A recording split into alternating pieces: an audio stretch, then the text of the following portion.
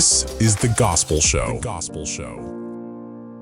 Haleluya, haleluya, haleluya. Habari ya wakati mtazamaji wa Haleluya TV, ni matumaini yangu unaendelea vizuri na Mungu anaendelea kukulinda, kukubariki, kukuhifadhi hata majira haya. Yawezekana una sababu nyingi za kuona kwamba kuna vitu haviko salama, haviko sawa, ila unapokumbuka tu kwamba Mungu amekupa pumzi ya uhai, una kila sababu ya kumwombea Mungu ni asante. Wako wengi kama wewe wamelala, hawajaamka, lakini wewe umeamka, una kila sababu ya kumwombea Mungu asante. Yawezekana unaumwa, umekaa muda mrefu hospitali, lakini kitendo cha kwamba bado una ile pumzi ya uhai ambao Mungu ameweka ndani yako inakupa wasaa mzuri wa kumwambia Mungu na kushukuru kwa neema ya kuiona leo, na imani pia kesho nitaiona na nitapona, nitatoka hapa, kwa sababu changamoto kwa mwanadamu hazikomi, haziishi, lakini pale tunapokuwa na Yesu Kristo ndani yetu, tunapokuwa na Mungu ndani yetu, ni rahisi vingine kuvishinda, kwa sababu tayari tunaye anayetushindia. Kwa ikiwa wewe ndio mara kwanza unatazama Haleluya TV, nikukumbushe kwamba Haleluya TV inapatikana kwenye kingamuzi cha Azam, lakini pia nikukumbushe kwamba inapatikana kwenye mitandao ya kijamii, ambapo kwa YouTube inapatikana kwa jina la Haleluya TV. Karibu sana katika kipindi kizuri, kipindi ni The Gospel, na niko na mgeni leo ambaye kuna namna najisikia tofauti, najisikia furaha, shangwe kuwa naye, na si kwa sababu nyingine, ni kwa sababu ana vitu kwa ajili yako, ana vitu kwa ajili yangu. Kwa kadri tunavyozidi kukaa pamoja, tunavyozidi kujifunza vitu mbalimbali, ndivyo ambavyo tunabarikiwa. Nikumbushe kwamba The Gospel ni kipindi ambacho kinapatikana Haleluya TV, lakini pia ni kipindi ambacho kinalenga kutoa elimu mbalimbali kwa uhusiana na kazi ya uimbaji wa nyimbo za Injili, lakini pia wapiga vyombo mbalimbali pamoja na maproducer ambao wanaproduce nyimbo hizi za Injili. Na leo tuko na mwimbaji wa nyimbo za Injili. Tunaamini kabisa kutoka kwake tutapata vitu vitakavyosaidia maisha yetu kukua kiroho na hata kiakili, kwa sababu tayari pia kuna namna Mungu amemwamini na kumpa nafasi nyingine. Karibu sana katika nafasi hii ya mazungumzo kupitia Haleluya TV. Asante sana. Nashukuru. Karibu, naweza pia kujitambulisha watu wafate kufahamu majina yako kamili?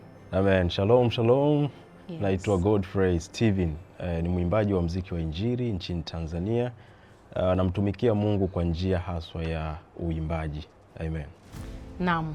Waimbaji wa nyimbo za Injili wengi, kuna namna ambavyo jamii na watazama tofauti, na hata yule namba tutazama ambaye anatutazama sasa hivi, yawezekana kuna namna ambavyo anatazama kwamba huyu ni nani aliyoko mbele yangu. Na kuna wakati tunafahamu hivi tu kama waimbaji wa nyimbo za Injili, lakini kuna maisha halisi tofauti na uimbaji wa nyimbo za Injili. Wewe ni nani? Tofauti na uimbaji wa nyimbo za Injili, Godfrey Steven ni mtoto wa pili katika familia ya mzee Kibwana. Wengi wanafahamu kwa jina la Godfrey Steven, ila full name ni Godfrey Steven Kibwana. Kuna dada yangu ametangulia, then kuna mdogo wangu wa kike. Kwa hiyo mimi ndio pia mtoto wa kiume wa pekee katika familia yetu. Kikubwa zaidi, namshukuru Mungu kwa njia hii aliyoniita ya kuimba. Naam. Sawa, hongera sana, tunafurahi kukufahamu. Na tunatamani pia kufahamu ikiwa kuna maisha mengine tofauti na uimbaji, pengine wewe ni mfanyabiashara, ni mwajiliwa sehemu, maisha yako binafsi tofauti na uimbaji yakoje? Kikubwa ninaimba kama karama kuu, lakini mbali na hapo Mungu anatupa baraka mbalimbali kupitia matunda ya uimbaji. Tuko na biashara ambazo ndogo tu tunapambania, wakati sahihi ukifika tutaziweka wazi kwamba ndio mimi niko nyuma ya hiyo au nafanya hivyo. Lakini tu kwa uchache ni kwamba ninaimba, lakini pia kuna baraka nyingine ambazo tunafanya kwa ajili ya kuhakikisha maisha ya huduma na ya namna ambavyo tunaishi yanaenda sahihi kabisa. Sawa. Waimbaji wengi, kuna mtu ambaye anapenda kuimba na kuna mwingine ambaye kuimba ni kipawa au tayari na ile neema. Mwingine anapenda na hajui. Ila mwingine ni kipawa tu ambacho amepewa na Mwenyezi Mungu, kwa hiyo anaweza kuimba. Kwako wewe kuimba ni kipawa au? Ukisoma Yeremia 1:5 wanakuambia kabla hata hatujaumbwa Mungu alishatutambua. Alituweka tumboni, alishatutakasa. Kwa hiyo kuna tetesi moja nilisikia, mtoto yote akizaliwa anakuwa kama amekunja ngumi, maana yake kuna gift tayari unakuwa umepatiwa. Kwa hiyo ninachoamini ni kwamba yoyote anayeumbwa kuna kitu amepewa. Kwa hiyo mimi kwangu uimbaji sio uimbaji tu, ila ni kitu ambacho Mungu amenipa kukifanya, ila tu huwa inachukua muda sasa kuja kujua kama uko nacho, kwa sababu ya changamoto na hila za shetani katika maisha. Kwa kikubwa kwangu mimi ni kipawa kutoka kwa Mungu. Amen. Na kwa sababu ni kipawa, basi tunatarajia vitu vingi sana tofauti tofauti. Uligundua lini kama una kipawa cha kuimba? Tunatamani kupita kwenye safari yako ya muziki wa nyimbo za Injili. Nilikuwa na tabia tu ya kupiga mabati utotoni. Sometimes unatimuliwa acha kelele, kitu kama hivyo. Sikujiunga sana na kwaya. Mimi ni mtu wa siri sana na vitu vyangu. Kwa hiyo ile kampani yangu ya karibu nilikuwa naita tu watu 4 watatu, na hebu sikiliza hicho unachokifanya. Najaribu kuimba, wanaambia una kitu. Kwa hiyo nilikuwa sijui, najikuta tu napenda kuimba, lakini pia namshukuru mzazi wangu ambaye event nyingi, matamasha ya gospel alikuwa ananichukua. Kipindi hicho nakumbuka tulikuwa nakaa Dodoma na Mama Rose Mwando alikuwa analikwa pale Jamhuri Stadium. Kwa hiyo mzee alikuwa ananichukua, tunaenda, napenda sana, namsumbua nikisikia tu matangazo hivyo. Kuja kujua kwamba nina karama au kitu cha kuimba ilikuwa mnamo niko form 1. Ndio nikaja kujua kumbe hichi kitu Mungu amenipa. Basi Mungu akaendelea kunifundisha taratibu mpaka hapo tulipokuja kuachia kazi ya kwanza ya Legendary 2019. Okay, kulingana na kile kipawa ambacho Mungu ameweka ndani yako, uliwahi kufikiria labda kama kuna siku utakuja kuimba nyimbo za secular? Hapana, kwa sababu pia ya familia, nature ya familia ambayo nimetoka. Mzazi wangu mimi, mamangu anaimba kwaya. Alikadhalika dada zangu pia. Kwa hiyo ni ngumu kwa mazingira hayo kuwaza kabisa habari za secular. Hujawahi kufikiria? Kabisa. Ikitokea labda mtu ameweka dau kubwa, dau nono kwamba ukipiga wimbo huu nitakulipa kupita kawaida, pengine utafanyaje? Nikisema dau nono nadhani unanielewa. Nakuelewa vizuri. Hazina yako iliko ndiko moyo wako ulipo. Mimi ninachoamini, Mungu wangu ni tajiri sana kuliko dau za ulimwengu. Kwa hiyo fedha sio sababu ya kitu ambacho nimekibeba kufanya. Kwa hiyo siwezi kwenda kwa sababu ya ushawishi wa fedha, na sio kwamba haukuja au hauji, lakini namshukuru hekima ya Mungu ambayo inanipa msimamo ya kwamba gospel mpaka mwisho. Amen. Umeanza kuimba tangu ukiwa form 1. Yes. Na hatimaye sasa ukamaliza shule na bado unaendelea kuimba. Natamani kupata mafanikio, picha kamili ya mafanikio yako kwenye huduma hii ya uimbaji wa nyimbo za Injili. Of course hiyo form 1 ndo nilikuwa sana natambua kumbe naweza kuimba. Ila sasa kuja kuanza kuimba ni 2019. Ambapo ndo kazi ya kwanza Legendary. Namshukuru Mungu kupitia ile kazi. Unajua sikujiandaa na umaarufu, sikujiandaa au sikusema kwamba niimbe ili niwe maarufu sasa. Niwe huku na huku. Nilikuwa natamani, unajua majira ya Mungu yakifika, kile kitu ambacho kiko ndani kinakudai, kinakusukuma.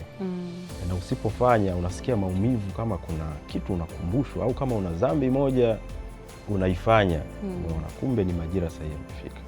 Kwa hiyo wakati ulipofika, basi nilipoenda kurekodi. Safari yangu ya muziki kiufupi ni kwamba nyimbo yangu ya kwanza ya Legendary nilikula ada ya chuo.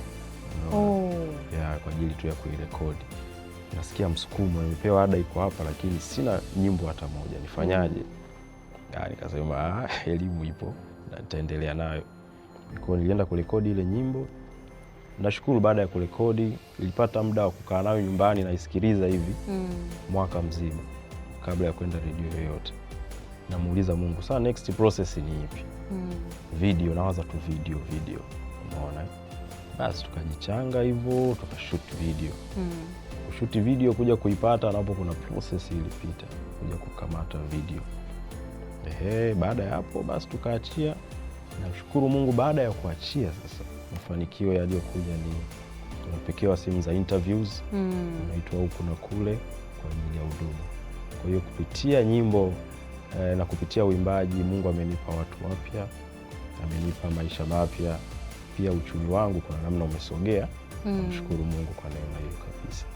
Umezungumza kuhusiana na swala zima la kula ada ambayo ilibidi ukapeleke chuo kusoma, ndio ambayo umetolea wimbo. Kanifani niulize, wazazi walikuchukuliaje baada ya wewe kufanya tendo la kishujaa namna hiyo? Cha kwanza niliamua kufanya afu ndio niwashirikishe, kwa sababu shetani ukishampa gap akatambua nia yako anaingiza hofu.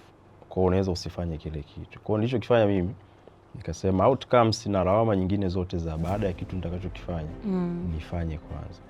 Kwa namshukuru Mungu, sijui mzee wangu Mungu alimsemesha kitu gani. Nilivyomwambia nilichotegemea labda nitafokewa au vitu vingine, haikuwa hivyo. Aliniambia kauli moja kwamba wewe ndio unayejua hisia na nguvu ya ulichokibeba, na kutakia baraka zote. Wow. Yeah. Baada ya kupata baraka za wazazi, sasa matokeo ya zile baraka, mtazamaji wa Haleluya TV, unayaona kwa Godfrey ambavyo anaendelea kuongezeka siku hadi siku. Kuna wimbo ambao umetaja ambao ni wa kwanza kabisa kutoa Legendary, lakini natamani kufahamu ni wimbo gani ambao katika nyimbo zote ambazo umefanya unasema kwamba niko very proud na wimbo huu, unajivunia, umeleta matokeo makubwa, umekuwa na mapokeo makubwa, ni upi? Kila nyimbo ina ukubwa wake. Ila nisiwe mwongo, Legendary naipenda sana. Kwa sababu gani?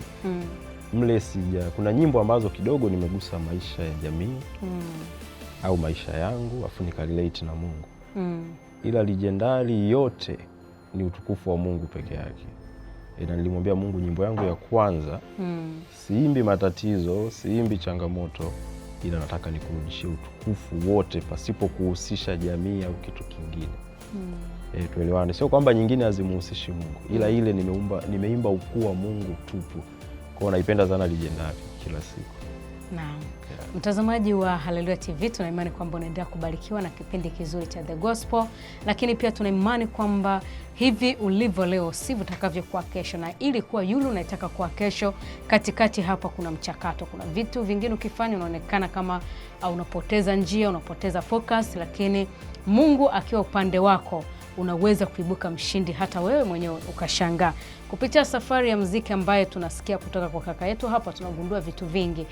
Kuna wakati ilikuwa yule unayemtaka unalazimika kufanya vitu ambavyo ni kinyume na utaratibu, na baada ya hapo ndipo unapokuwa yule ambaye unamtaka. Amezungumza kuhusiana na vikwazo kwamba kuna wakati ukizungumza mkakati ulionao either kwa watu wako wa karibu au kwa jamii inayokuzunguka, kunaweza kukatokea vikwazo, na kikwazo kigumu ama kikwazo ambacho kimekuwa kikiwarudisha watu nyuma ni hofu. Kwa angalia katika kila kitu unachokifanya, ikiwa kuna kitu cha kukutia hofu, kiweke pembeni ili uweze kufikia kwenye hatima ya maisha yako. Tukiwa tunaendelea na muziki huu wa nyimbo za Injili, kwako wewe muziki unaofanya kama huduma au ni kazi, kwa maana ni ajira? Main point ni huduma, na huduma ina matokeo yake. Wanasema wanaendaje wasipopelekwa? Ndio. Hata Yesu na wanafunzi wake 12 kulikuwa na jamaa mmoja yupo kwa ajili ya kuweka hazina, kwa maana ya fedha isikimbiwe, sio biashara. Sifanyi kama biashara, ila huduma ambayo ndani yake ndio Mungu huwa anaachia baraka zingine. Hapo kwenye huduma, lakini pia wataendaje pasipo wao kupelekwa? Kumekuwa kuna changamoto nyingi, hususan kwa huduma mbalimbali, aidha makanisa, watumishi wa Mungu tofauti tofauti, au kutaka kumuita Godfrey lazima umejipanga kiasi fulani cha fedha, au labda kutaka kumuita msanii fulani lazima iwe hivi na hivi na hivi. Kwako wewe, endapo mtumishi yoyote kanisani kwake anahitaji huduma ya nyimbo zako, anatamani uje uwahudumie watu kupitia kanisa lake, lakini pengine ni kama kusema asante kwa kuja, ila sio kiwango fulani, kwamba labda bila milioni kadhaa siwezi kuja, au wewe labda umejiweka standard gani kwamba endapo nitaitwa kuhudumu kanisa lolote lazima iwe kuanzia kiwango fulani? Ningependa nilijibu kwa mfumo huu. Cha kwanza, mtumishi anayekuita uje hudumu, si ndio? Je, yeye Mungu kamuongoza kwamba this time muite Godfrey aje ya hudumu? Swala la kwanza. Cha pili, nikisema mimi nitakuja, ila Mungu atakachokuongoza ndicho atakachonipa. Kwa maana atakuuliza unataka kiasi gani, naomba Mungu atakachokuongoza unipatie. Je, Mungu atakachomsemesha kwamba mpe Godfrey atakitoa kama alivyosemeshwa? Kwa point yangu iko hapa. Kikubwa huwa nawapa namba za simu, tunakubaliana makubaliano fulani ya namna za kufika, ambazo siwezi kuongea hapa kwamba sasa utanipa milioni 1 au milioni ngapi, au kwa sababu watu wanatofautiana. Nizo kaalikuwa na wanafunzi unaweza kaalikwa na watumishi wa Mungu walimu, unaweza kaalikwa na watu huduma ndo inaanza, unaweza kaalikwa watu ambao huduma zao zimeshakuwa kubwa. Kwa hiyo kila mtu ana namna ambavyo Mungu atakavyonisemesha cha kusema basi. Na ndivyo ambavyo nafanya huduma. Okay. Hongera sana kwa namna ambavyo unafanya huduma, lakini kumekuwepo una sekendo mbalimbali juu ya uimbaji wa nyimbo za Injili, na hizi sekendo zinakuwa tofauti tofauti. Uliwahi kukutana labda na sekendo yote na ukawa disappointed? Nyingi sana. Huyu jamaa yupo kiela bwana, bila milioni ngapi huwezi kumpata. Lakini kingine nishawahi kufanya nyimbo na dada yangu Irene. Sipendagi kulizungumzia sana hili, ila watu kila mtu ana mawazo yake. Kuna comment zinatisha, zinaogopesha. Niseme tu ile ni kazi ya Mungu na hamna la ziada. Kwa hizo skendo nyingine za wanadamu huwezi kumzuia mtu kuongea anachokiongea. Tushazushiwa hadi kufa sometimes. Yaani wewe ambaye umeambiwa umekufa unakutana na habari yako ya kwamba umekufa, kitu ambacho hakipo. Kwa hiyo skendo ni nyingi, ila zote zinatukamilisha kabisa. Uwezo wako wa kuhimili hizi changamoto ama hizi skendo ukoje?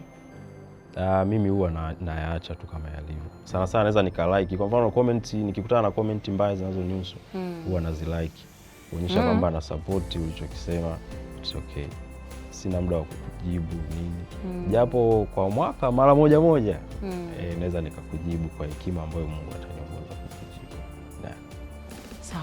Pale unapokuwa na like, alafu na like comment ambayo inakuzungumzia vibaya, inazungumzia vibaya huduma yako, na unakuwa unategemea tunda gani au zao gani ambalo unakuwa unalitengeneza ndani yako?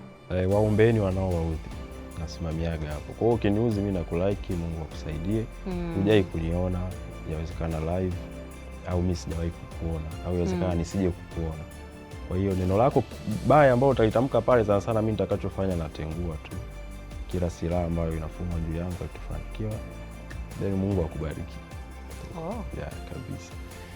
Sawa, tunaendelea kuzungumza mambo mawili matatu na mtumishi wa Mungu ambaye anafanya huduma ya uimbaji wa nyimbo za Injili, na hakika kuna vitu vingi vya kuvisikiliza kwa umakini, kwa sababu kila mmoja ana safari yake ya maisha, ana safari yake ya kazi anayofanya, ana safari ya huduma ambayo Mungu ameweka ndani yake. Iliwahi kutokea wakati wowote labda wakatokea watu fulani, aidha ni taasisi au marafiki wa karibu au watu maarufu sana, wakakushauri mpaka kukulazimisha kufanya nyimbo za Bongo Flava? Unajua ushauri wa mtu pia inategemea na namna unavyojiweka. Kwa mimi ni ngumu sana mtu kutoka huko aliko kuja kuniambia kaimbe Bongo Flava. Pia hata aina ya watu ambao nawashirikisha mambo yangu ni wachache sana. Kwa hiyo niwe mwazi tu kwamba sijawahi kupokea shauri ya kwamba kaimbe Bongo Flava, ila ninachoambiwaga tu kwamba ungeimba Bongo Flava maybe ungekuwa zaidi hapo, lakini niseme tu nipo sehemu sahihi na namshukuru Mungu sana kwa hilo. Okay, umefanya nyimbo nyingi sana na bila shaka kuna orodha ya nyimbo ambazo huwezi kuacha kutaja sehemu. Ukiamshwa labda usingizini, ikitokea hatuombei, lakini ikitokea labda unaumwa kidogo, kuna nyimbo hata zako unatamani uzisikilize. Ni ngapi na ni zipi? Ni nyingi, labda ungenilimit hapo. At least hata 5. Okay, cha kwanza nikishatoka kwenye legendary kutafakari kuwa Mungu anaitafuta teamo ilipo. Ile inanipa nguvu sana kwamba Mungu bado ananipenda. Alafu kingine na miaga kwenye kunikamilisha. Zinakuwa ngapi? 3. Kuna sehemu inasema na tazama iliandikwa ilije pata timia, na yapo mengi yaloandikwa juu yangu yatakuja timia. Kwa hiyo kwa maana kwamba kuna vitu unaweza kukutana navyo unaona kama ngoma ngumu, ila iliandikwa iwe hivyo yaje kutimia. Lakini pia kuna ninapokuwa nimekosewa au kuudhiwa, siku hizi nasikiliza sana I wish you good, kwa maana kutakia tu baraka nyingi sana huko uliko. Lakini pia kwa ajili ya kukuza imani yangu wanasikiliza Still Not Young, ile ambayo inaniambia si mdogo tena, Mungu amenijaza imani. Naam, hongera sana kwa huduma ambayo unaifanya, hongera sana kwa nyimbo nzuri. Na hongera pia kwako mtazamaji wa Hallelujah TV ambao unaendelea kututazama. Hiki ni kipindi cha The Gospel na kinapatikana hapa Hallelujah TV majira na wakati kama huu, lakini pia ni kipindi ambacho kinaendelea kukuhabarisha, kukupa vitu kadha wa kadha kuhusiana na maisha ya waimbaji wa nyimbo za Injili, wapiga mziki wa nyimbo za Injili pamoja na maproducer wa nyimbo za Injili. Ametaja orodha ama listi ya nyimbo zake 5 ambazo hata ukimwamsha usingizini ghafla anaweza kutajia, na kila wimbo na sababu yake kabisa. Unaweza kutupa nyuma pazia ya kila wimbo, kitu gani ambacho kilikusukuma kuimba Legendary? Umesema kwamba unatamani kuimba wimbo unaoleta utukufu wa Mungu, lakini kuna hizi zingine ambazo umetaja. Nyuma yake ni kitu gani ambacho kiwa kinakupa nguvu kuimba wimbo fulani?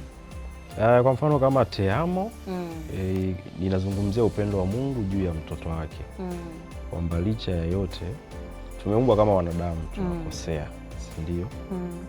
Lakini badala ya kujihukumu, sawa, pendo la Mungu liko pale kubwa kuliko dhambi na vitu vingine. Sisemi kwamba ndio itupe uhalali, wanasema basi tutende dhambi kwa sababu neema ipo. Hapana. Kwa maana gani nasema hivyo? Ni kwa maana kwamba Mungu upendo wake unapomrudi kwa kumaanisha, na yeye anakurudi kwa kumaanisha. Nikaja nikataja nyimbo nyingine kunikamilisha. Niseme hamna nyimbo kati hizi nilizozitaja kwamba nilipitia labda msoto ndo nikakaa sasa nitunge. Hapana. Nyimbo za hivyo mara nyingi utakuwa unaimba hisia zako sasa mara kwa mara, na sio kitu Mungu anacho kusemesha. Kunikamilisha ile ni kuamsha kitu ambacho labda kimelala ndani mwangu kwa namna moja au nyingine, kwamba kinipe nguvu tena, ya kwamba majaribu, changamoto, vitu gani, vyote hivyo vinakukamilisha kwenda sehemu.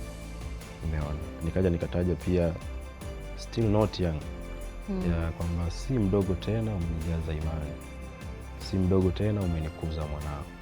Hiyo inanifundisha kuwa unyenyekevu kabisa. Ndio maana nasema unyenyekevu haimaanishi kuwa mwoga Bwana, upole haimaanishi niwe mjinga tena, ujasiri haimaanishi niwe kiburi, nidharau wengine tena. Kwa hiyo unaweza ukawa humble, safi sana, ila usiwe mjinga, usiwe mwoga. Unaweza ukawa na karama ila usiwe na kiburi. Sasa kwa vile vyote ukiona unaviishi mle, unajikuta imani yako inakuwa. Na mwisho ndo nikahitaja hii I wish you good. Wanasema kila level unayoenda ina majaribu mapya. Kwa hiyo hata hapa nilipo, yani makwazo, unaweza ukashangaa nimetoka nje nimeshika simu labda nikakutana na makwazo mapya. Kwa hiyo namshukuru Mungu kwa shuhuda za I wish you good ni nyingi sana. Wengi wametendewa mambo mazito ila wanasamehe. Kwa kikubwa tu ni kusamehe.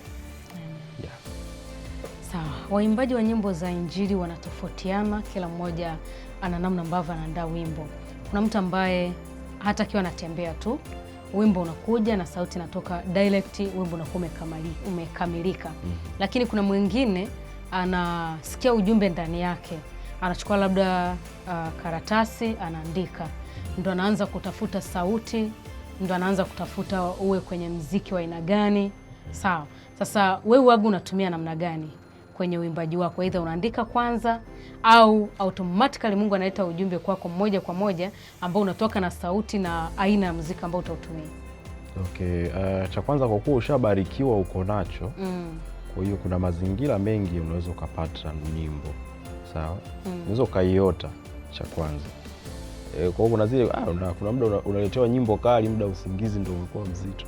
Kwa hiyo ukiipotezea tu kwenye voice recording ni mara chache sana kuipata. Yaani uamke ukaikumbuka huwa ni mara chache sana.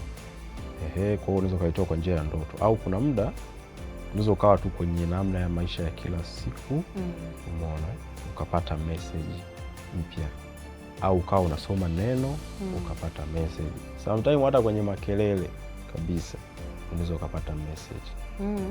Kabisa. Au sometimes umepita umesikia kinanda tu kinalia hivi ukapata message. Sometimes unaweza kuwa umejitenga sehemu, sauti tu za ndege zinalia ukapata message ya nyimbo. Kwa hiyo Roho Mtakatifu ana njia zake tofauti za kukupa mada mpya kila wakati. Na hizi njia zote ambazo umetaja na umezielezea, imekuwa ikitokea kwako? Kabisa, kila siku. Ndio namna napata nyimbo. Yeah. Kwa mfano umesema kwamba unaweza ukawa unaota na ukapata wimbo, unakuwa unaota unaimba au unakuwa unaota yale maneno ya wimbo? Nishai kuota nahudumia watu wengi sana uwanjani hivi, sijui hata ni uwanja gani, na melody fulani ya ambayo tayari nimeshairekodi bado haijatoka. Kwa tuombeane tu. Mungu ni mwema. Sawa, ukisikia Mungu ni fundi, ni pamoja na hayo yote ambayo tunayasikiliza. Kumbe kuna namna ambavyo Roho Mtakatifu anamuongoza kila mmoja katika ile huduma ambayo anaifanya. Mtumishi wa Mungu ameeleza namna ama mbinu ambazo anazitumia kupata nyimbo. Yawezekana wewe ni msanii ambaye unafanya mziki wa nyimbo za Injili, na wewe pia yawezekana una yako mpya ambao hatuijui. Usiache kushare nasi kwenye comment kuhakikisha kwamba tunaweza kufahamu ama kupata kujua namna gani ambavyo hata wewe unapata nyimbo. Na tunaendelea kubarikiwa kwa sababu kila anachokifanya Mungu ni heri kwa ajili yetu sisi kwa kuwa tunahudumiwa, lakini pia ni heri kwa wewe ambaye unatazama. Baada ya kusikiliza wimbo wa msanii unasema, oh wow, nimeupenda wimbo fulani, umenibariki, lakini kumbe nyuma ya huo wimbo kulikuwa kuna mchakato, kulikuwa kuna namna ambavyo alikaa, pengine hata kwenye makelele kapita kasikia tu ndani yake wimbo fulani na ukawa huo ambao umeupenda. Tunaendelea kumshukuru Mungu kwa namna ambavyo anakutumia. Na tunamshukuru Mungu kwa sababu kuna wakati unapokuwa unapita hali fulani, ukisikiliza wimbo wa mtu fulani, unajisikia ndani yako kuhudumiwa, unajisikia ndani yako umepona. Kama ulikuwa na maumivu ya moyo, ulikuwa na uchungu, unasikia kupona. Ulikuwa unatamani kumwambia Mungu na kushukuru, unapata wimbo fulani ambao unakusaidia kukuelekeza kwenye hayo majira shukrani, unajisikia vizuri, unahudumiwa. Na nikirudi kwako, umesema kwamba nyimbo nyingi ambazo umekuwa ukizitoa zinatokana na namna ambavyo zimetokea, kwa maana maandalizi yote mazima mpaka wimbo kutoka. Sasa hizi nyimbo huwa zinakuhudumia? Yeah, kabisa. 100%.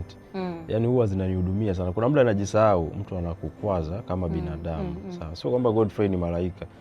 Kuna muda unakuta roho za visasi zinakujia, vitu kama hivyo. Kisasa simaanishi uende kumkaba au kufanya nini. Yaani ile kwamba salimiani naye tena, vitu kama hivyo, umeona.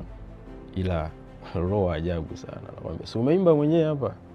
Si ndio? Kwa hiyo anakukumbusha, unajikuta samehe ili usamehewe. Utaki kusamehewa, endelea kushikilia msimamo wako wa kutomsamehe aliyekukosea. Kwa nyimbo huwa zinanihudumia sana. Umeona? Kwa hiyo kuna muda pia nakosea, nakumbushwa na Teamo. Kweli jana nimekosa, ila amenisamehe. Sina haja jiraumu kosa ya jana. Shetani mjanja sana, kukubebesha tu hukumu hata baada ya kuomba toba. Ndio sifa yake kuu, ili uone haustahili. Kwa hiyo nyimbo zangu pia zinanihudumia sana, nyimbo ambazo Mungu amenipa. Sawa, tukirudi kwenye nyimbo zako hizi ambazo zinakuhudumia na zinahudumia watu wengine na ambazo zimefanyika baraka pia kwa watu wengi, iliwahi kutokea labda ikatokea bonge la bifu baina yako wewe na watumishi wa Mungu wengine? Kwa mfano tumezoea kuona wasanii wa nyimbo za Bongo Flava wanakuwa na malumbano, wanalumbana hata hadharani. Inawezekana si wote, lakini baadhi yao imekuwa ikitokea. Je, kwako iliwahi kutokea ukawa na bifu na msanii wa nyimbo za Injili mwenzako kiasi ambacho unahisi kwamba yani kama si Mungu mimi na yeye tusingeweza kuelewana? Siiti bifu, ile anaita utoto. Kuna utoto ushawahi kutokeaga hapo nyuma. Lakini sasa hivi ni marafiki wakubwa sana na ndugu yangu mmoja hivi. Tuachane nayo, mambo yalishapita. Tunamtukuza Mungu kila siku. Kwa hiyo tumekuwa sasa hivi bifu ni ya wachanga. Watu wachanga. Yaani ukiona unakaa na bifu, sio hamna mtu ambaye hawezi kulipa kisasi au kumkomoa mtu. Kwa hiyo bifu ni za ulimwengu. Yeah. Okay, kwenye uimbaji wako huu wa nyimbo za Injili, kuna changamoto ambayo uliwahi kukutana nayo ukatamani kuacha huduma? Yeah, zipo. Kwa mfano nishai kufukuzwa sehemu. Naenda kujifunza kinanda. Alikuwa kanisa ambalo naabudu, of course. Ndio najitafuta kipindi hicho. Kuna rafiki yangu mmoja anapiga sana piano. Alikuwa anatamani kujifunza piano. Nishai kutimuliwa pale. Umeona? Ila baadaye walinialika na walionifukuza niliwakuta na tulisalimiana vizuri na tunaelewana mpaka leo. Kwa hiyo ni changamoto tu za kawaida. Kwa wakati unajitafuta walikufukuza. Yeah. Baada ya kujipata wakakuita. Tumealikwa Hili nalo ni darasa. Kuna watu wengine akiitwa sehemu kama hiyo hawezi kuitika. Bifu ni la wachanga kabisa, yaani usiwe na bifu. Tuko duniani na tunapita, usiweke bifu. Sisemi uongei naye kila siku, ila tu usiweke bifu na mtu kwamba nawe akuone sasa. Usiweke bifu, samehe. Sawa, watu wengi wanaamini kwamba mtu anapokukwaza au anapokuwa ni mtu wa kukuletea maumivu, unapaswa kukaa mbali naye ili kuweza kusaidia moyo wako na hata akili yako. Lakini wewe unatuambia tusiweke bifu. Ni kwa namna gani ambavyo tunaweza ku-overcome hiyo challenge kwamba huyu ameniuzi, huyu amenikosea, lakini sina budi kukaa mbali naye. Inabidi nikae naye karibu ili niendelee kumfundisha, au labda kuna ile kwamba nimekusamea lakini sitakusahau. Yeah. Kwako inakuwaje? Cha kwanza kukaa naye mbali, uko sahihi kabisa. Kaa naye mbali kabisa. Ila tu ninachosema ni usiweke beef kutaka kulipiza kitu fulani. Ila ukiona kabisa huyu mtu, unajua wokovu ni process. Kuna watu kadri unavyoweka karibu ndio wanakuwa kwazo kwako. Kwa msamehe, mwachilie, ukiweza muombe, ila kuna mstari unamweka kwamba havuki hapa. Pointi ya kwanza. Cha pili, tunaposema samehe na sahau, mwanadamu kusahau ni ngumu. Tuelewane hapo. Ila nizungumze neno la siku hizi, jizime data. Sawa, yani potezea. Yes, potezea. Ndicho ninachomaanisha hapo. Sawa, Mungu atupe neema na atusaidie kuishi maisha matakatifu. Atusaidie pia kutembea katika ule wito ambao ametuitia. Godfrey, umepata neema ya kuwa na familia kwa maana umeoa? Hapana, bado sijaoa. Bado nitaoa, yes. Una mahusiano tayari? Confidential. Mambo ya rohoni. Watu wengi hawaamini, lakini kama mtu anaweza kawa ameokoka, amemkiri Yesu Kristo kuwa mwokozi wa maisha yake na akawa na mahusiano. Hasa kuna wakati najiuliza, vijana watawezaje kufunga ndoa bila mahusiano? Wewe hili uliwahi kulitafakari na ukatamani kufundisha vijana kuhusiana chochote kwenye swala hili la mahusiano? Kwa kweli sina experience kubwa sana ya mambo ya ndoa na vitu vingine. Na mahusiano ni haepukiki. Si ndio bwana? Ila ninachosema tu ni kwamba bado sijachumbia, ni ile kuweka public official. Yes, I mean. Ila imaanishi kwamba mtumishi sasa, si ndio? Kwa hiyo tumshukuru Bwana, majira sahihi yakifika nitaoa. Kwa hiyo mtu anayekwambia bwana kwa sasa hivi hana mtu, ni wachache sana. Na tuwe wa kweli tu mbele za Bwana kwamba tuna watu, si ndio bwana? Sio kwamba mimi nina watu yani wengi, no. Nina mtu, ila ile hajawa officially exposed kwenye ulimwengu kwamba huyu ndiye anayetarajiwa kuwa wa ubavu wa mtumishi. Wow. Yeah, kabisa. Sawa, umejibu vyema, nasi tunakushukuru, lakini pia ni fundisho. Tujifunze kwamba tunaishi duniani na kuna vitu haviepukiki kwenye maisha, na kisha pia tujitahidi kuishi maisha matakatifu, na imani kwamba hata kama una mahusiano lakini hauvunji kanuni na taratibu za Mungu. Amen. Na haumkosei mwanadamu, na mimi si dhambi. Kwa maana ya sijaelewa.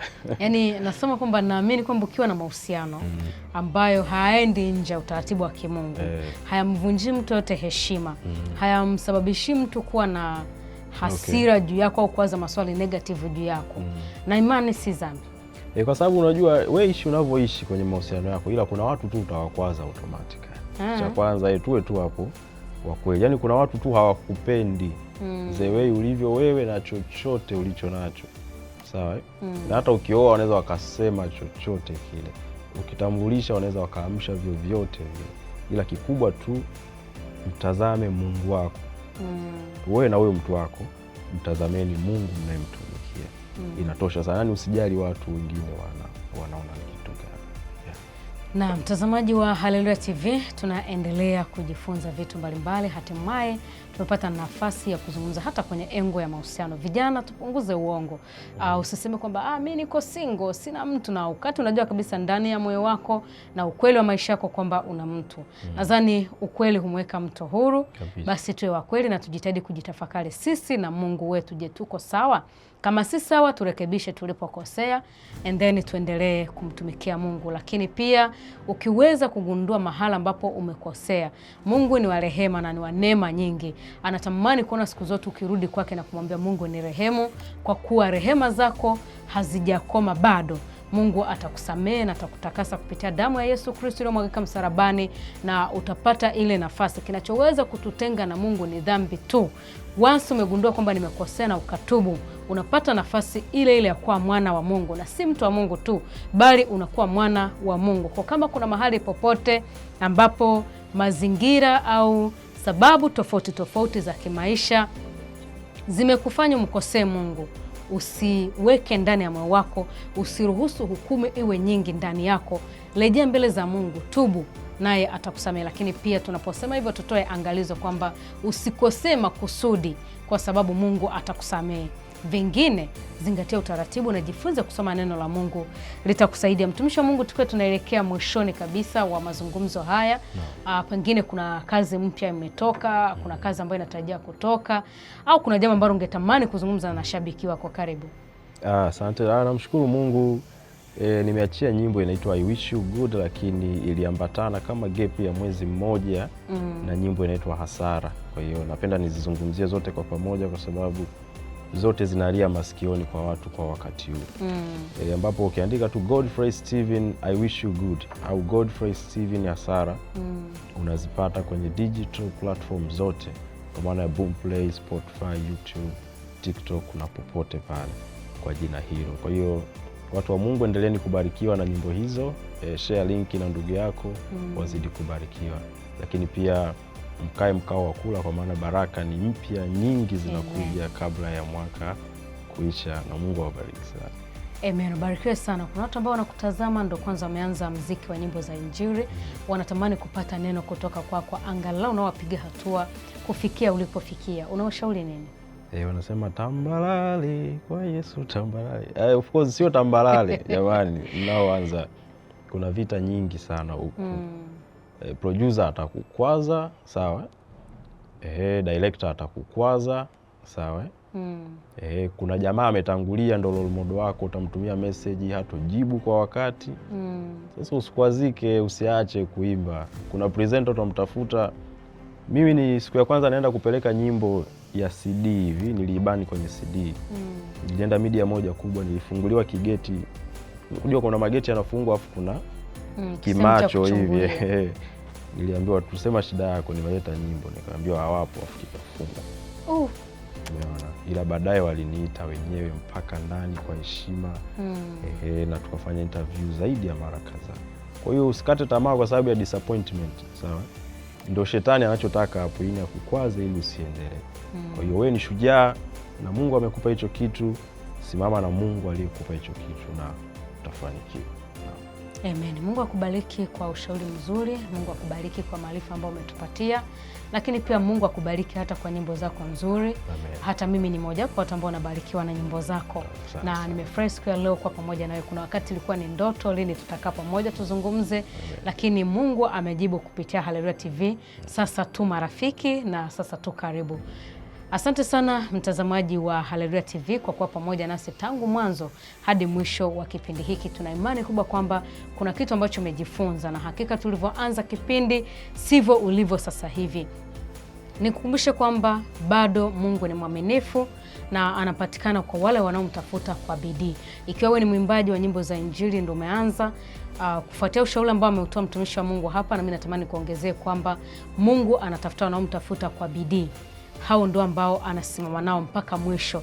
Lakini wale wanaomtafuta vikija vikwazo, zikija changamoto, wanageuka upande wa pili. Hao wanakuwa na wasubiri tu siku moja kwamba kuna siku watarudi. Natamani usiwe mmoja wa hao, bali unavyoanza iwe mwanzo na mwendelezo wa huduma yako, na Mungu atakubariki. Kumbuke kwamba tunapokuwa tunamtumikia Mungu kwa nyimbo za Injili, tunafanya huduma. Vingine ni mengineyo. Na mimi naongeza ama kutia nguvu kwamba huduma kwanza, alafu vingine vyote ndipo vitakapo tujia. Biblia inasema kwamba tutafute kwanza ufalme wa Mungu, haya mengine yatatujia. Mungu awabariki sana. Mmekuwa ni watu wa baraka sana kwetu, na sisi tunasema asante, asante, asante. Jina langu ni Esther Ignas, nilikuwa naye Godfrey Steven. Amen. Mungu awabariki.